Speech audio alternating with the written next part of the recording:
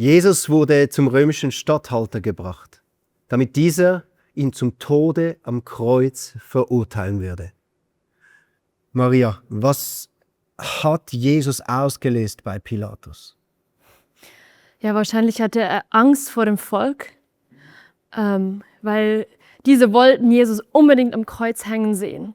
Und andererseits hat es Pilatus wahrscheinlich auch in seinem Stolz gekränkt, weil er hatte schon ein paar Mal gehört, wie die Menschen Jesus den König der Juden nannten. Und so fragte er Jesus selbst: Bist du wirklich der König der Juden?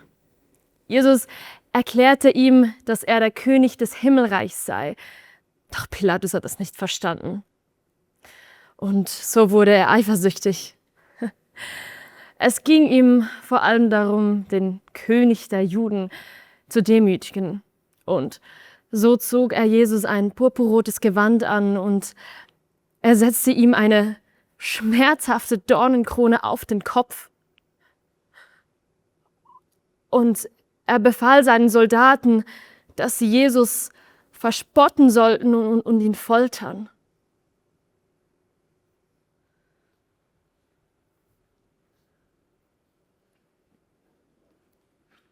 Petrus, einer der Jünger, hat das mit angesehen und hat später die Situation beschrieben im 2. Petrusbrief 2, Vers 23. Jesus, hat sich nicht gewehrt, wenn er beschimpft wurde. Als er litt, drohte er nicht mit Vergeltung. Er überließ seine Sache Gott, der gerecht richtet. An seinem eigenen Körper hat er unsere Sünden an das Kreuz hinaufgetragen, damit wir für die Sünde tot sind und für die Gerechtigkeit leben können. Jetzt kommt der Satz: Durch seine Wunden seid ihr geheilt. Durch die Wunden von Jesus, von unserem König, sind wir geheilt. Was hier Petrus auch sagt: Petrus hat verstanden, dass Jesus die Prophezeiung aus Jesaja 53 erfüllt. Es wurde verheißen, dass ein König kommen wird, der Messias wird kommen, aber er wird leiden müssen und das muss geschehen, damit wir wiederhergestellt werden.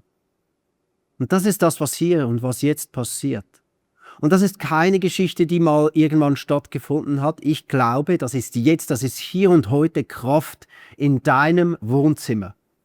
Weil Jesus hat damals bezahlt, dass du heute frei werden kannst. Und ich lade dich jetzt mit ein, dass wir diese Kraft mit Glauben nehmen an unserem Körper, an unserer Seele, da wo wir Wunden haben. Da, wo wir selber Verachtung erleben, da, wo wir uns vielleicht bedeutungslos fühlen, da, wo auch immer du Schmerzen oder Krankheiten hast, ich lade dich einfach ein, weil wir glauben, dass es wahr ist. Jesus hat alle unsere Schmerzen, alle unsere Leiden in seinen Wunden getragen. Und wir glauben an Heilung. Und wir glauben auch jetzt, dass Heilung passiert. Vielleicht passiert sie jetzt, vielleicht beginnt ein Prozess oder wir sind in den Wunden von Jesus dann eines Tages im Himmel voll und ganz geheilt. Auf jeden Fall proklamieren wir nun gemeinsam, dass Jesus all unsere Schmerzen auf sich genommen hat. Wir machen das so: Ich lese aus Jesaja 53 diese Verheißung und du kannst deine Hand dahin halten, wo du Schmerzen, Gebrechen hast. Und wenn es etwas Inwendiges ist, etwas Seelisches, Psychisches, kannst du auch einfach deine Hand auf dein Herz halten. Und ich lese einen Satz und dann nehmen wir das im Glauben an. Vielleicht sagst du Amen dazu und ich schlage mit dieser Peitsche sinnbildlich für die Peitschenschläge, die Jesus erhalten hat und getragen hat. Und wir proklamieren: Ja, durch die Wunden von Jesus sind wir geheilt. Und darum komm jetzt, Jesus, du hast bezahlt und du bist jetzt hier und du lebst in uns, wir gehören dir. Darum proklamieren wir: Durch deine Wunden sind wir geheilt. Jesaja 53,3. Er wurde verachtet und von den Menschen abgelehnt. Ein Mann, der Schmerzen mit Krankheit vertraut.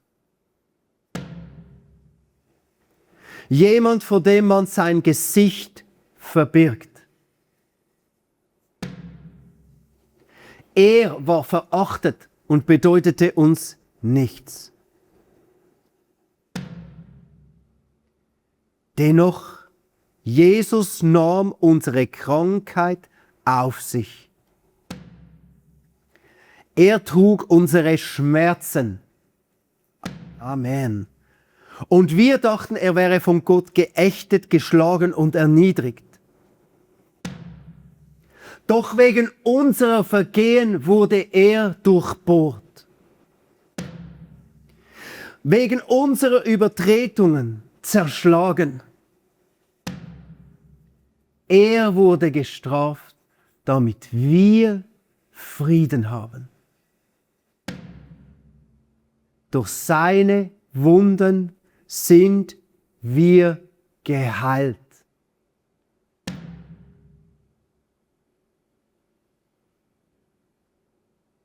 Wir danken dir, Jesus. Es ist wahr. Du hast den ganzen Preis bezahlt und Wiederherstellung möglich gemacht. Und wir legen dir unsere Leben, unsere Krankheiten, unsere Nöte hin. Und in deinen Wunden sind wir geheilt. Amen. Und jetzt beten wir Gott an.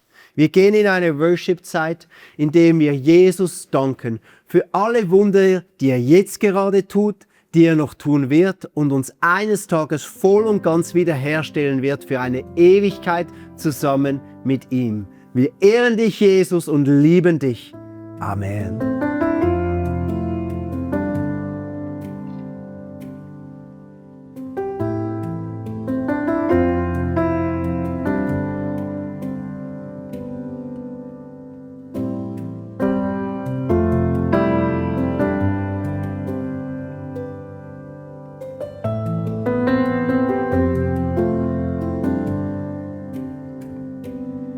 Seasons change, yeah, your mercy remains.